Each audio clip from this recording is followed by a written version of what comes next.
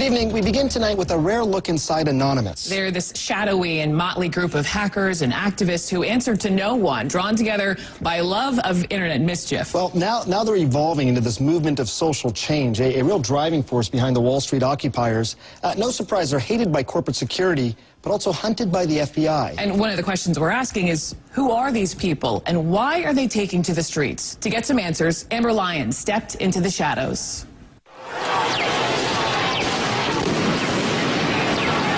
Back up. It's a dark and disturbing vision. A world where riot police attack with impunity. What happened? He got shot. Get back. Where democracy is corrupted by greed and dissent is crushed. That's how Anonymous sees America. And they say that's why they're fighting back. We are Legion. We do not forgive. We do not forget.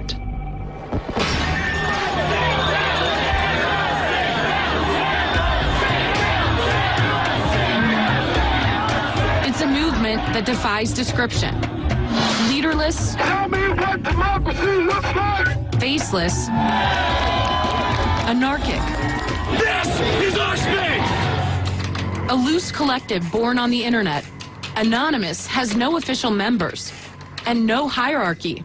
But within the group, some individual Anons have greater standing, earned by their skills as hackers, video makers, to see it with my own eyes and record it myself, and increasingly street-level activists. Show me what police state looks like. Troy, not his real name, is one of them. This is what happens when the people have had enough. This is what happens when greed goes unchecked. Troy says he was drawn to Occupy Wall Street after watching his mother struggle with medical debts. He himself is working 2 jobs to make ends meet, despite having a college degree. You kind of just lose track of days, lose track of time, but it's worth it. It's all worth it. We met him at the Occupy Wall Street camp at Zuccotti Park. There's no specific person that talks for us. It's more like a hive, you know, an idea is brought up and whoever agrees with it, if the overwhelming majority of people that agree with it, then we go with it. So we're following Troy, and he's been out here policing, kind of making sure that all of these protesters are getting along with the community and not causing any problems. We're handling internal affairs as far as damage control within the community, making sure that everybody's respecting the local small businesses around here. How's it going? But he's not just watching over the protests. He's also watching the police. Part of the evolution of Anonymous from hackers to activists. Anonymous was born a decade ago in one of the weirdest and darkest corners of the internet, an anything-goes image board called 4chan. 4chan users post anonymously, and the name stuck. We do not forgive. The group adopted a distinct identity and its own symbolism. A mask taken from the movie V for Vendetta, a retelling of the story of the English rebel Guy Fawkes and his plot to blow up the House of Lords in 1605. Instead of gunpowder, Anonymous uses the internet. Anonymous attacks its targets by flooding and crashing corporate and government websites, or digging up and publicizing highly embarrassing information. It's called trolling. They troll targets out of genuine outrage, but also just for fun. LULZ, it's a kind of pluralization and bastardization of laugh out loud. New York University professor Gabriella Coleman has been watching Anonymous for years. It's a term that kind of denotes this sort of pleasure, humor, laughter, everything from something which is quite playful, harmless, to engaging in a kind of full-fledged trolling attack that humiliates. Anonymous's campaigns, known as operations or ops, can be dramatic. In late 2010, a distributed denial of service attack took down the website of PayPal after the company cut off support for the online whistleblower site WikiLeaks. PayPal continues to withhold funds from WikiLeaks, a beacon of truth in these dark times. 16 Anons were arrested by the FBI, charged with conspiring to intentionally damage PayPal's computers. This is a message from Anonymous to the Bay Area Rapid Transit System, BART. This summer, Anonymous attacked the San Francisco area's public transportation system, BART. BART had cut cell service within the transit system as a way of disrupting anti-police brutality protests. Anonymous's reaction was devastating and vicious. We will not issue any more warnings. Op BART included the release of a naked photo of a senior BART employee. Sometimes it kind of makes you laugh, sometimes it makes you cringe, sometimes it makes you laugh and cringe at the same time.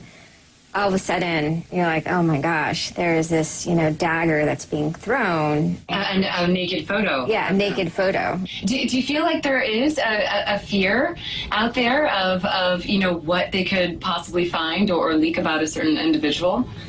Absolutely. I mean, that's what makes them who they are, is that they are kind of bad boys and rude boys to some degree. There is a dual sort of fascination and horror that goes on at the same time. Be aware, be vigilant. Anonymous was evolving, using its power to shock and disrupt to effect social change. During the Arab Spring, the collective emerged as a full-fledged activist group, taking up the cause of Tunisians fighting against a repressive regime, literally saving lives. The Tunisian government has made itself an enemy of Anonymous. They did everything from take down government websites. They wrote scripts to stop the phishing of passwords.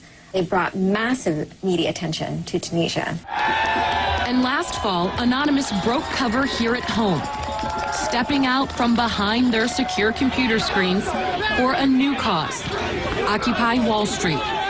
There is a revolution brewing. Suddenly, the symbols of Anonymous were everywhere, in flags, masks, banners. We are the 99%!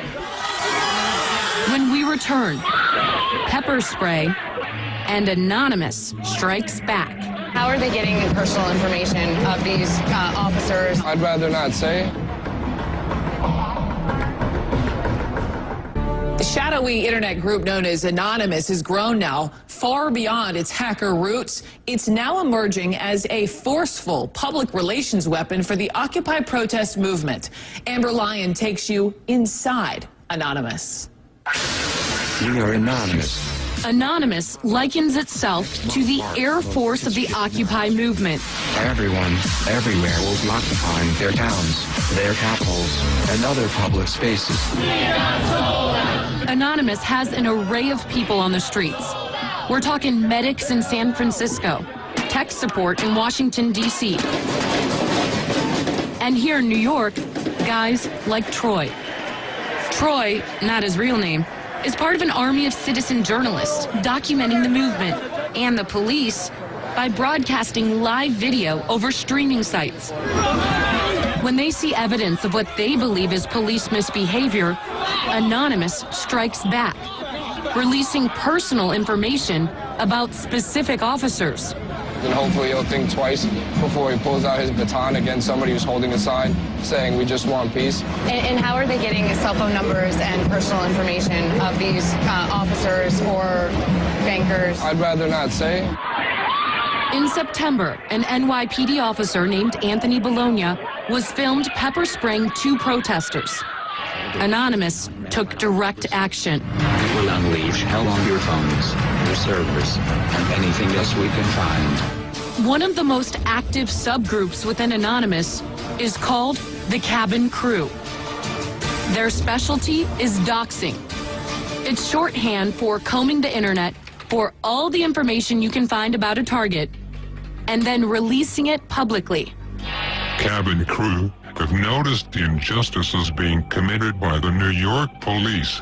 Cabin Crew compiled Bologna's name, his home address, past legal actions, even the names of his family members, and put it all online. After a police investigation and public pressure, Bologna was placed on leave and reassigned to Staten Island.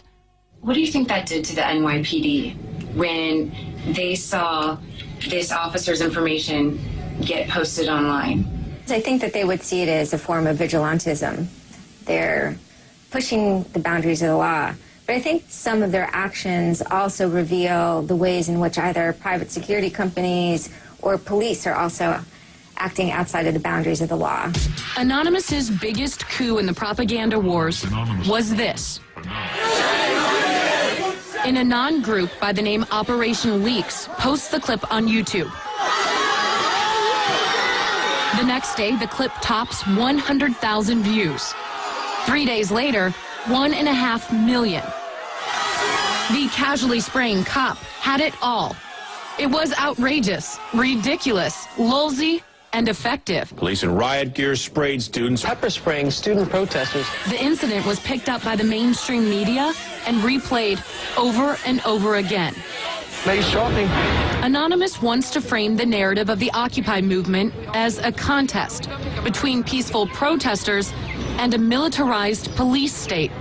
Oh my gosh. Reality, though, isn't quite so clear-cut.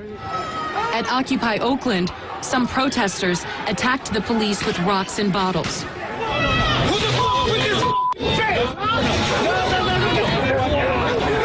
Others erupted in a fury after the city tore down their encampment. They're getting a little heated. Some people are trying to tear down this fence and head into the main area, but others are trying to keep them quiet and calm so that the police don't have to get re-involved. I need some help. We need some more help.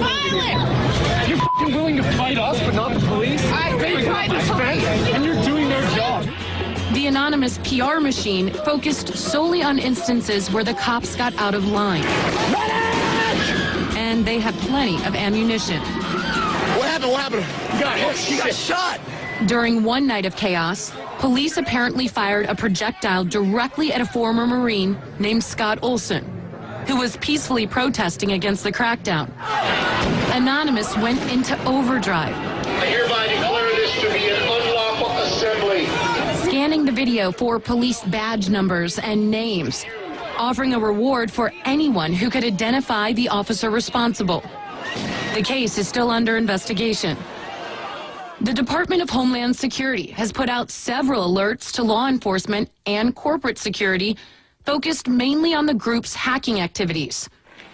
And the FBI has made more than a dozen arrests. We're living in a police state. But there's no indication that has cramped Anonymous's style. Their latest op?